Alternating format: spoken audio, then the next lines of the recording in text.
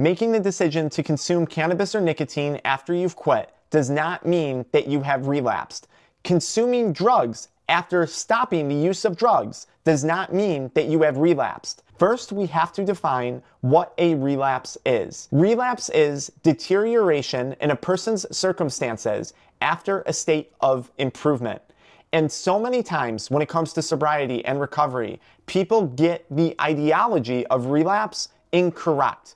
And when you don't understand the concept of relapse at its core, it can actually make the quitting process and the path of sobriety and recovery significantly more challenging than it has to be when you're quitting nicotine, when you're quitting cannabis. People who hold on to the concept of relapse are constantly living in a state of fear. They're constantly white-knuckling, not smoking weed, not having another cigarette, not hitting their vape again, not having another drink of alcohol. And I don't want that for you. So today's video is going to clear all that up. Because if we believe in relapse, what that means is that we're admitting that we are a powerless object just flowing through life that's completely vulnerable to triggers and all of life's extenuating circumstances. And I can assure you, you personally, that you are not powerless, that you have the power to make rational decisions despite current or a history of cannabis consumption, nicotine consumption, or any other form of substance use. Real quick, if you're new to the channel, my name is Dr. Frank, and we have a science-backed method that has a 98% client success rate at helping people quit nicotine and cannabis in as little as 48 hours. This method is specific for high-performance individuals and high-level professionals. You can do this privately without disrupting your public life and image and without relapse. So if you want to learn more about that after today's video, be sure to look at the link in the video description or the pinned comment. I had a client recently that I had been working with, and after about 50 days of being cannabis-free and making that decision to stop consuming cannabis, they realized one day while they were getting ready for work that they had an old vape pen, an old cannabis vape pen sitting in a backpack. Now, this individual, he made the conscious choice to pick up the vape pen, take a hit of it, consume it, get high, and then proceed to throw it in the dumpster behind his work and move on with the rest of his day. Now, I want you to keep something in mind with this client. In this period of 50 days, they have significantly improved their physical health, their mental health, their focus, and their ability in the pursuits of their career and finances. And they also informed me most recently that things have been going really well with their children and their wife because of their better communication since quitting cannabis. Now, this person, he had contacted me and he said, hey, I got something I want to talk to you about. I want to know your take on this incident, okay? And the incident that he was referring to was taking a hit off of this vape pen that he found in his backpack, all right? And he said, do you think this is a problem? Now, for 3 reasons, I wanted to make it crystal clear to this individual that this was not a problem. In fact, it was a negligible situation at most. Is it even warranted to talk about was the hardest thing that I had to figure out when I was talking to them. For 3 reasons, this person did not relapse. Reason number 1 is because there was no deterioration in all of the beautiful things that they accomplished in quitting cannabis whatsoever. It had zero impact on this one hit of cannabis, their relationships, their finances, their career, their time with their children, their physical health, their mental health. Maybe it bumped their ego a little bit because they had stopped for X amount of time. But outside of that, there was no consequences. There was no deterioration after a state of improvement. Reason number 2, this was no big deal, was because it gave this individual confirmation that the decision they had made to stop consuming cannabis was the right decision. They decided to take a hit out of this dab pen. They instantly regretted it, said this isn't for me, and then they comfortably proceeded to move on with their life. Their career, their family, their physical health, their mental health, their relationships, all of those things. Reason number 3, and the most important reason why this does not qualify as a relapse, aka a conscious or problematic decision returning to substance use, is because all of the mindsets, all of the shifts that we had installed into their brain during our period of time of working together were completely unimpacted by this random, non-problematic, one-time use of cannabis. And I'll explain what I mean by point number 3 in a little more detail, because this is where we may start to get concerned about the idea of a relapse. Had this individual, had he messaged me, because I work with all my clients on WhatsApp and we do voice notes and all that stuff, and then he said, hey, Dr. Frank, I had a super stressful day at work. I got into a massive argument with my wife. And I decided to go consume cannabis again because of the stress, because of the argument, because of X, Y, and Z circumstance. In that case, even if he only consumed it one time, I would have been concerned that we might be on the road to problematic substance use again. Not a relapse, but the decision, the conscious choice to consume substances in a problematic manner again. And I say that because when a relapse happens, what it really has to do with is our way of thinking. It has to do with our beliefs, our thought patterns, and the perceived benefits surrounding the consumption of that substance. Had he called me and said, because this is a high-level professional that works in like high-level sales, right? So their job is go, go, go all day long, very high pressure. And had he said to me, that's why I'm consuming cannabis again, because it has the perceived benefit of stress relief or making my job more tolerable or an argument with my wife better, then I would have been concerned. But I'm not concerned with some random one-time consumption because you randomly found a dab pen and you were curious, as to what the effects would be if you hit it. And then you hit it, you confirmed you didn't like the effects, and you moved on with your life.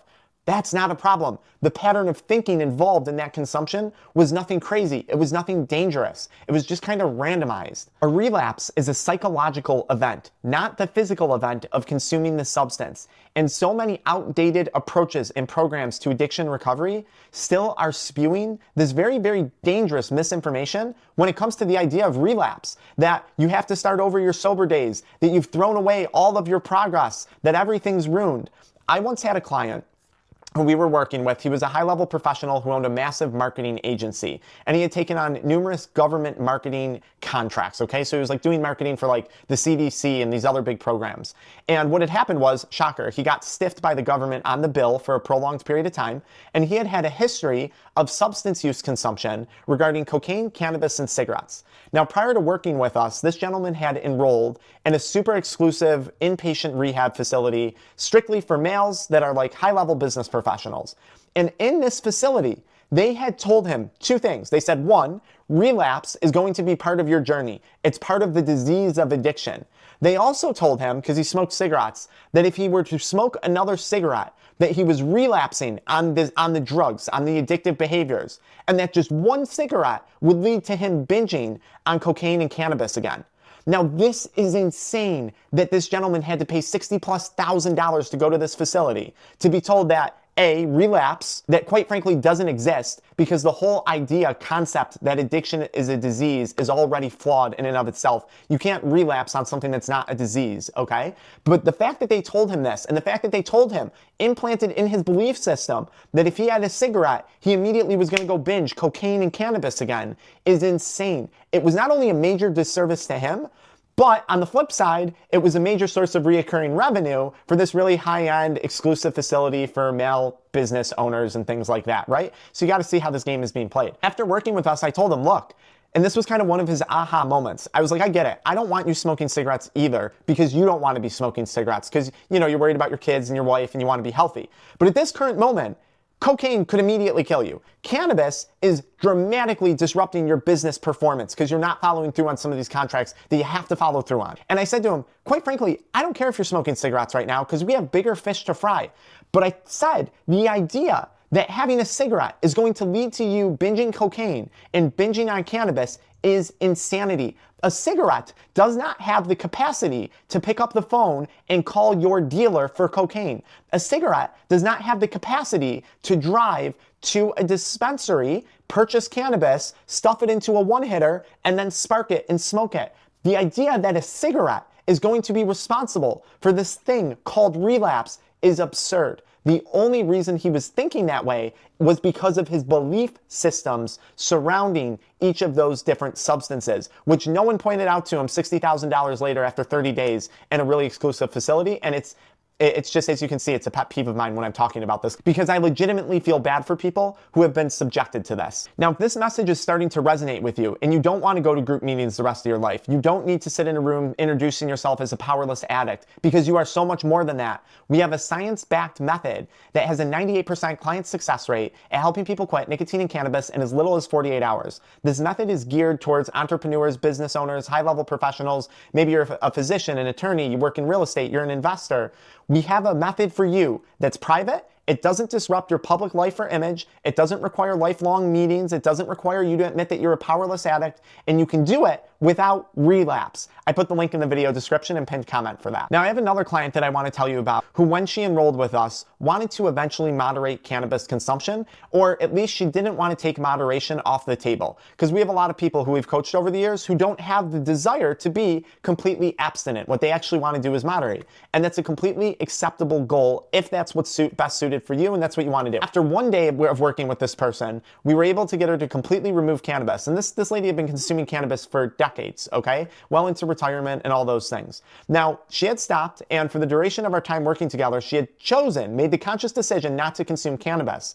She did so in despite of major traumatic events. And I don't say that word lightly. She said, despite experiencing that, she still had no desire to consume cannabis. And she was staying away from cannabis with ease. After going through all this stuff in the coaching, she eventually said, hey, I'm thinking I'm going to start to moderate on gummies. And I said, great, that's what you wanted to do. I would encourage you to do so. I feel really good about where you're at. And more importantly, you feel good about where you're at with this, because she's an autonomous individual who can make her own decisions. It's not for me to make that decision for someone. It's not for a sponsor or a counselor or a therapist or something to make decisions for you. If they're doing that for you, they're taking the power away from you. They're taking away your autonomy to make a rational choice. I don't want to get sidetracked, but I have to throw that out there. So she decided to moderate, and it was going really well and continues to go well to date because we've been in touch. But there was one thing that concerned me. Despite the fact that she was consuming it very moderately, she had texted me and said, hey, you know, we got this new house. We're in the process of selling our home. We're super excited. It's super stressful. And just so you know, by the way, I've been continuing to moderate the gummies. I had a few more this week because of the house sale and some other things, but you know, things are going well overall. And I said, hey, congratulations on the moderation, but I want to get on a call with you, or at least I want to talk to you a little bit about what you said regarding the cannabis consumption.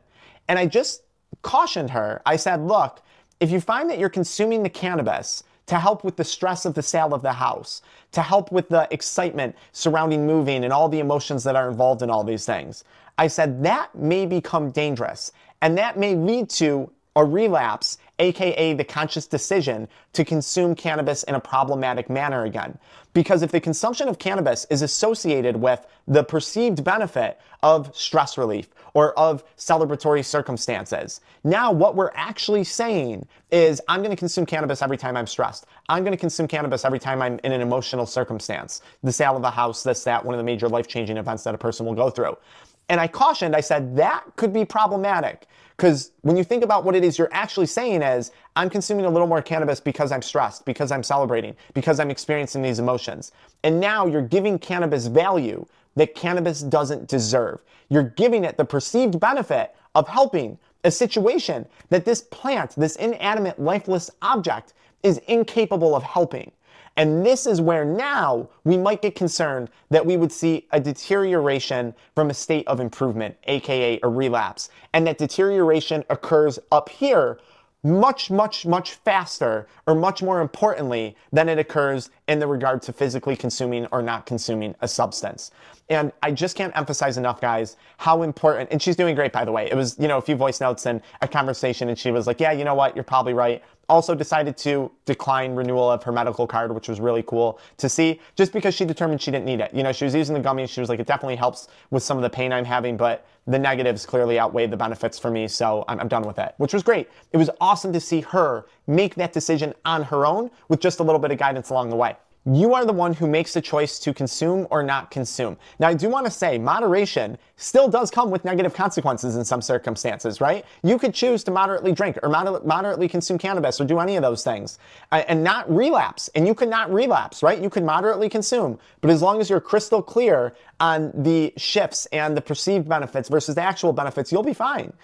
Assuming you don't have an overdose potential or psychosis or cannabinoid hyperemesis syndrome. There are some circumstances where you may not be okay. But I do want to emphasize, smoking a cigarette, smoking cannabis, drinking alcohol, it still can have negative consequences, even if you didn't relapse, even if moderate use is what you choose to do. Now, as a lot of people know on my channel, I chose not to moderate. I have no interest in moderation. Why would I want to moderate something that I don't even want to be doing anymore, that truly gives me nothing in return, when I could be busy expanding on my business, on my being a father to my kids, on my relationship with my wife, being a husband, on making money, getting in better shape, right? All these things. Why would I want to moderate something that doesn't add any value to those aspects of my life that I actually care about? I wouldn't want to, and that's why I don't moderate. You might be different though. Now, with that said, there's also consequences and outcomes to stopping the consumption of cannabis or nicotine. And I want to tell you a little bit more. So why don't you follow me right into this next video where we'll talk a little bit more about that. It's something to look forward to, not to be afraid of.